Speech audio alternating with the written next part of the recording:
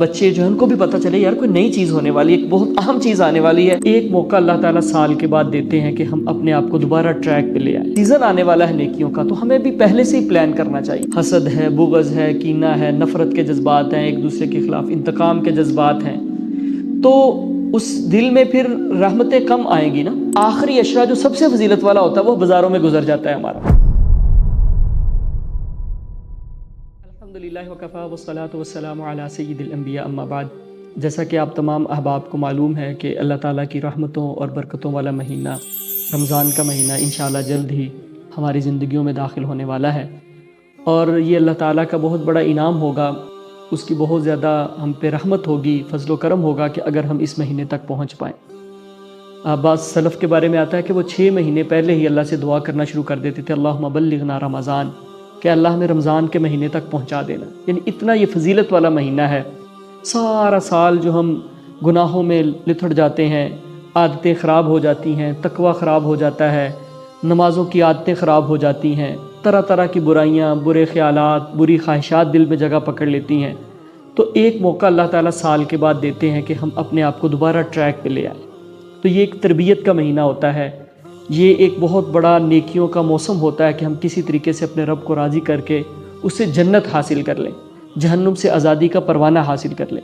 تو چونکہ یہ ایک بہت بڑا عظیم ایک موقع انشاءاللہ ہم کو حاصل ہونے والا ہے 10-15 دنوں کے بعد، تو ہمیں اس کی بھرپور تیاری کرنی چاہیے۔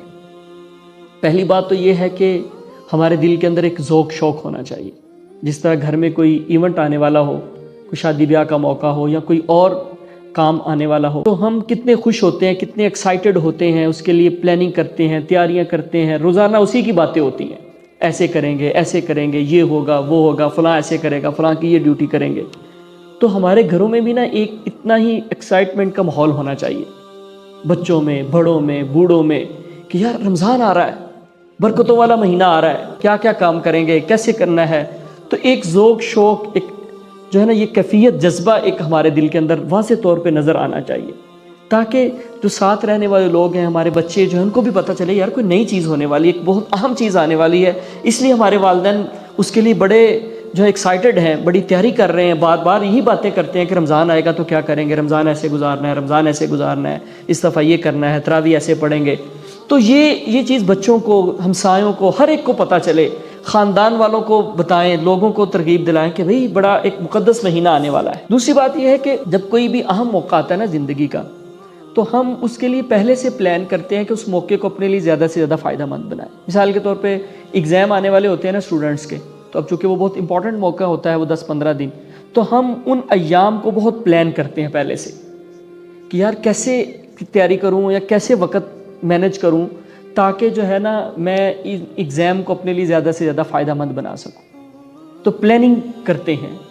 جو لوگ تجارت سے وابستہ ہیں، کوئی بزنس کرتے ہیں، ان کا بزنس کا جب سیزن آنے والا ہوتا ہے نا، تو وہ سیزن آنے سے پہلے ہی اس کی پلاننگ شروع کر دیتے ہیں کہ یار اس دفعہ میں اتنا مال خریدوں گا، فلاں جگہ پہ بیچوں گا، خریدنا کہاں پہ ہے، بیچنا کہاں پہ ہے، اس کے لیے انویسٹمنٹ کہاں سے ڈھونڈنی ہے، فلاں چیز ایسے کروں گا، پلان کرنا شروع کر دیتے ہیں۔ کہیں ایسا نہ ہو کہ سیزن آئے اور بہت سارا وقت پھر ہم پلان کرنے میں ہی گزار دیں، اتنی دیر میں سیزن ختم ہونے کی طرف آ جائے گا۔ تو ایسے تجارت کرنے والے، بزنس کرنے والے یا ایسے طالب علم جو ہے وہ بہت زیادہ فائدہ نہیں حاصل کر پاتے۔ تو چونکہ ایک بہت بڑا سیزن آنے والا ہے نیکیوں کا، تو ہمیں بھی پہلے سے ہی پلان کرنا چاہیے کہ کس طرح ہم زیادہ سے زیادہ اس مہینے کو اپنے لیے فائدہ مند بنا سکتے ہیں۔ سوچیں کہ ہم قیام اللیل کے لیے کیسے وقت نکال لیں گے، اور اسی طرح جو ہے باقی جو تراویح ہم نے کہاں پڑھنی ہے، کیسے تراویح کی طرف جائیں گے، کتنا وقت ہمیں درکار ہوگا تراویح کے لیے نکلنے کے لیے۔ تو یہ ساری چیزوں کی پلاننگ جو ہے ابھی سے ہمیں جو ہے وہ کرنی چاہیے، اور خاص طور پہ اپنے وقت کو پلان کرنا چاہیے۔ اب دیکھیں ہمیں ہر ایک کو اپنی مصروفیات کا پتہ ہے، اور ہر ایک کو پتہ ہے کہ میری مصروفیات میں سے کون سی چیزیں اتنی امپورٹنٹ ہیں کہ وہ مجھے ہر وقت کرنی ہیں، کون سے کام ایسے ہیں کہ اگر میں ان کو نپٹانا چاہوں تو میں رمضان شروع ہونے سے پہلے نپٹا سکتا ہوں، کون سے کیسے کام ہیں جن کا تھوڑا سا کام کرنے کے بعد باقی کام پینڈنگ کیے جا سکتے ہیں کہ وہ رمضان کے بعد کر لیں۔ تو ساری پلاننگ اور ایکٹیویٹیز کا بنیادی مقصد کیا ہونا چاہیے کہ رمضان کا مہینہ زیادہ سے زیادہ عبادت کے لیے گزر جائے، عبادت کا وقت زیادہ سے زیادہ ہمیں مل جائے۔ اب ہمارے ہاں کیا ہوتا ہے کہ کہ رمضان کا مہینہ شروع ہوتا ہے تو ہماری ساتھ شاپنگ شروع ہو جاتی ہے، عید کی شاپنگ شروع کر دیتے ہیں۔ اب چونکہ سیزن بھی چینج ہو رہا ہوتا ہے تو اب سیزن کے بھی کپڑے خریدنے ہیں، تو بھئی تھوڑا سا اگر ہم پلان کر لیں اپنے آپ کو، اپنے بجٹ کو، تو ہم یہ چیزیں رمضان سے پہلے اگر خرید لیں۔ اور بلکہ اس سے بھی بڑی بات یہ ہوتی ہے کہ آخری عشرہ جو سب سے فضیلت والا ہوتا ہے وہ بازاروں میں گزر جاتا ہے ہمارا۔ سلائی کے معاملات، کڑھائی کے معاملات، خواتین کی لیسیں لینے والی رہتی ہوتی ہیں، میچنگ ہونے والی ہوتی ہے، یہ مسائل ہے نا، ہم میں سے ہر ایک کے گھر کے یہ مسائل ہیں۔ تو کیوں نہ ہم ان چیزوں کو پلان کریں پہلے، کہ ہم جو ہے نا وہ چیزیں پہلے سے پلان کر کے رکھیں، تاکہ رمضان کا مہینہ زیادہ سے زیادہ اللہ کی عبادت کے لیے گزر سکے اور اس میں ہم زیادہ سے زیادہ وقت اس کے لیے گزار سکیں۔ پھر ایک چیز یہ ہوتی ہے کہ اپنے آپ کو عادت ڈالنی ہوتی ہے۔ اب ہم سوچتے ہیں کہ قیام اللیل کریں گے، تو قیام اللیل کی عادت تھوڑی سی ڈالیں، بڑھائیں۔ ہم چاہتے ہیں روزے اچھے گزریں تو تھوڑا سا نفلی روزے رکھیں۔ اللہ کے رسول صلی اللہ علیہ وسلم حضرت عائشہ رضی اللہ تعالیٰ عنہ فرماتی ہیں کہ شعبان کے مہینے میں سب سے زیادہ پیغمبر علیہ السلام نفلی روزے رکھا کرتے تھے۔ تو ہمیں بھی اس مہینے میں زیادہ سے زیادہ نفلی روزے رکھنے چاہیے، تاکہ ہمیں روزوں کی ایک پریکٹس بھی ہو جائے اور فیملیئر بھی ہو جائیں اور ثواب بھی ہوگا۔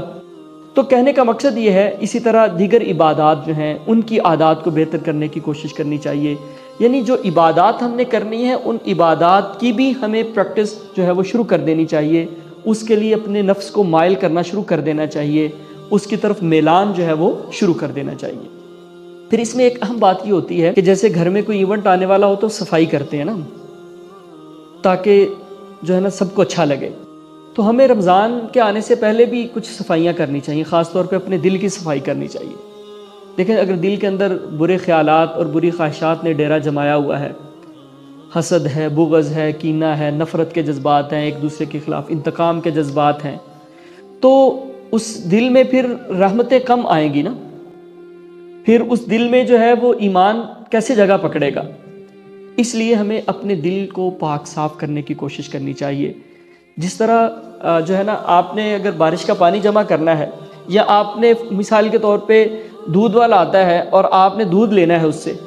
تو اگر آپ اس سے پہلے برتن صاف کر کے نہیں رکھیں گے تو وہ اس گندے برتن میں دودھ ڈال لیں گے تو وہ دودھ خراب ہی ہوگا نا، اس کا بہت سارا حصہ خراب ہو جائے گا۔ اسی طرح کسان جو ہیں وہ جب بارشوں کا موسم آنے والا ہوتا ہے تو وہ کیا کرتے ہیں، اس سے پہلے اپنی کھیت، اپنے فصل کو، بیج وغیرہ کو تیار کر لیتے ہیں تاکہ ان بارشوں کا فائدہ ہو سکے نا۔ تو جو ہمارا دل کی کھیتی ہے، ہمارے دل کی کھیتی ہے، اس کو بھی تھوڑا سا ہمیں پانی لگانا چاہیے، اس کو تیار کر لینا چاہیے تاکہ وہ رحمتوں کو جذب کرنے کے قابل بن سکے۔ تو ہمیں جو ہے نا اس مہینے کے لیے خصوصی طور پہ ابھی سے تیاری کرنی چاہیے، ابھی سے پلان کرنا چاہیے، تاکہ ہم اس مہینے کو زیادہ سے زیادہ اپنے لیے فائدہ مند بنا سکیں۔ اور یہ ترغیب لوگوں کو بھی دلانی چاہیے، لوگوں کو بھی جو ہے اس بات کی جو ہے وہ تلقین کرنی چاہیے۔ اللہ تعالیٰ سے دعا ہے کہ اللہ تعالیٰ ہم سب کو عمل کی توفیق نصیب فرمائے، اللہ تعالیٰ ہم سب کو رمضان کا مہینہ نصیب فرما دے صحت، تندرستی اور سلامتی کے ساتھ، اور اللہ تعالیٰ اس مہینے کو ہمارے لیے نجات کا ذریعہ بنا دے۔